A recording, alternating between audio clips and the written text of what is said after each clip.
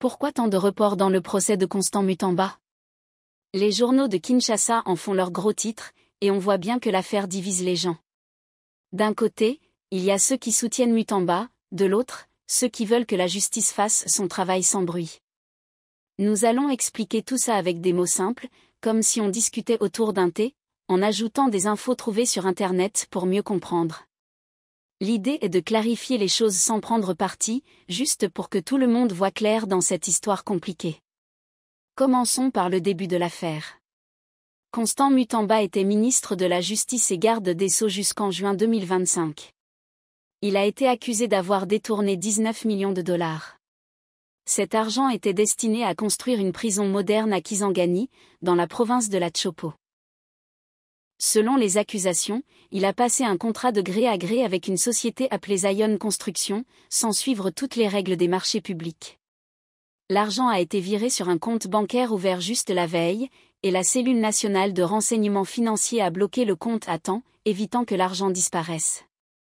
Mais pour Mutamba et ses avocats, il n'y a pas de détournement parce que l'argent est toujours là, à la banque, et que la procédure était presque en règle. Nous nous demandons, si l'argent n'a pas bougé, est-ce vraiment un vol? Ou est-ce juste une tentative qui n'a pas abouti? Ces questions montrent que l'affaire n'est pas noire ou blanche. Le procès a commencé le 9 juillet 2025 devant la Cour de cassation. C'est la plus haute juridiction pour ce genre de cas en RDC. Au début, il y a eu des retards. Les avocats de Mutamba ont demandé plus de temps pour étudier le dossier. Puis, des juges ont été récusés parce que Mutamba les accusait de partialité. Par exemple, le président de la Chambre s'est retiré lui-même après des plaintes. Des témoins ont été entendus, l'ancienne ministre Rose Mutombo a expliqué que le projet venait de ses prédécesseurs.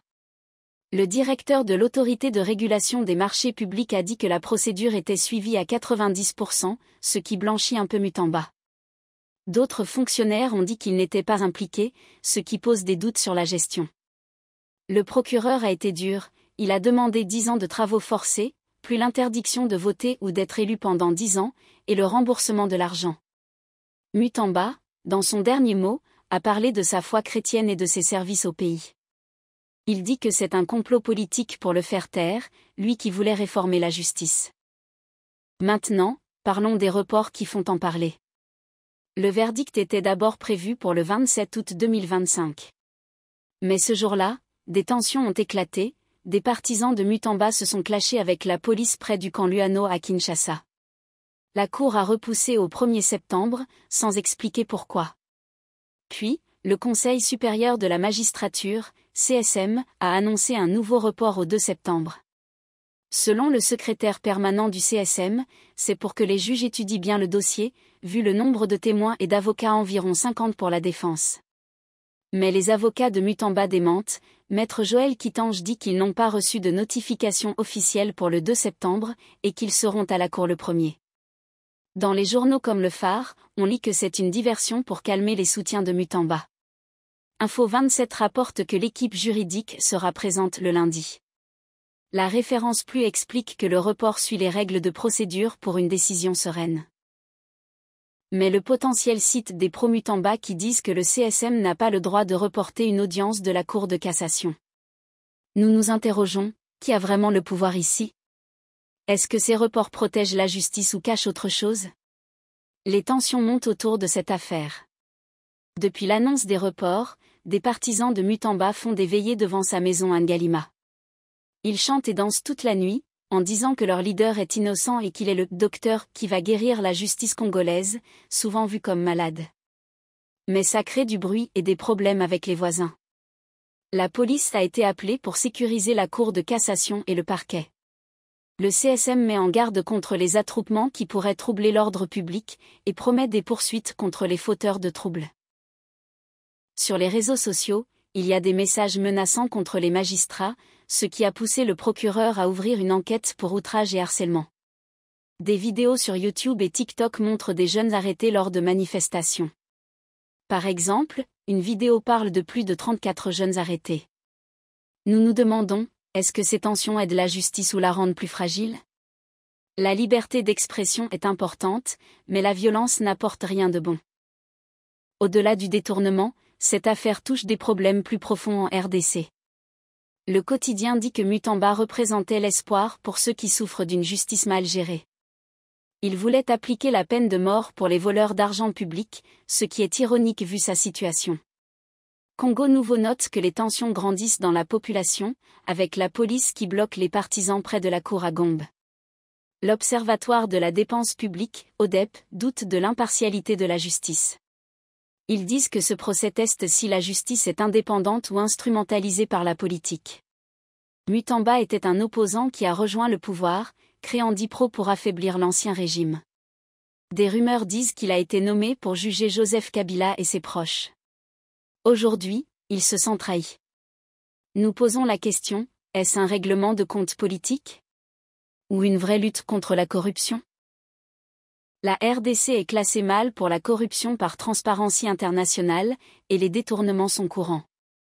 En fouillant sur Internet, nous trouvons plus de détails.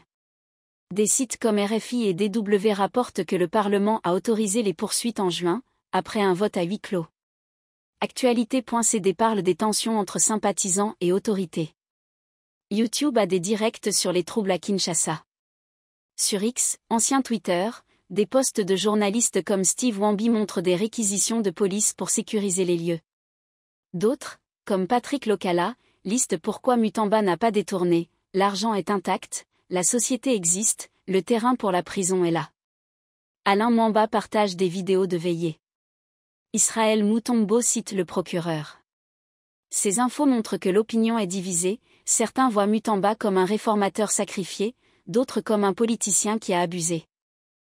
Pour clarifier, regardons les faits neutres.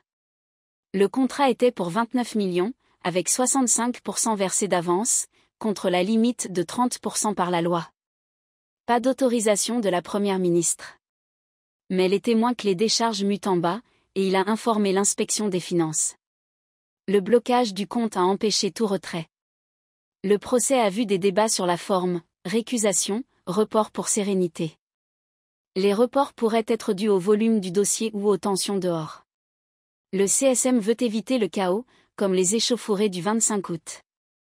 Nous nous demandons, combien de temps ça va durer? Si le verdict tombe le 2 septembre, sera-t-il accepté par tous? Cette affaire cristallise les problèmes de la justice en RDC, crédibilité, indépendance, influence politique. Mutamba voulait la réformer, en luttant contre la pollution sonore ou les mauvaises pratiques. Aujourd'hui, son éviction envoie un signal ambigu. Pour les victimes de la justice, c'était une lueur d'espoir. Pour les juges, c'était un critique dur. Nous pensons que la clarté vient en séparant faits et opinions. Les faits, accusation de détournement, procès en cours, report répété, tension publique. Les opinions, complot ou justice réelle? Seul le verdict dira, mais il faut qu'il soit juste et transparent pour que le pays avance.